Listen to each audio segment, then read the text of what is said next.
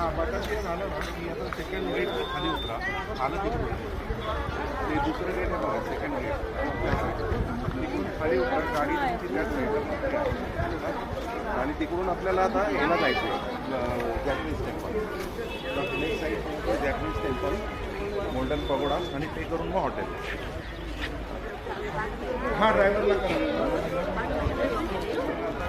वेळ आहे ना तर ते होईल आपलं त्यानंतर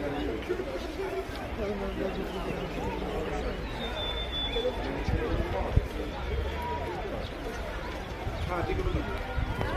किती जागा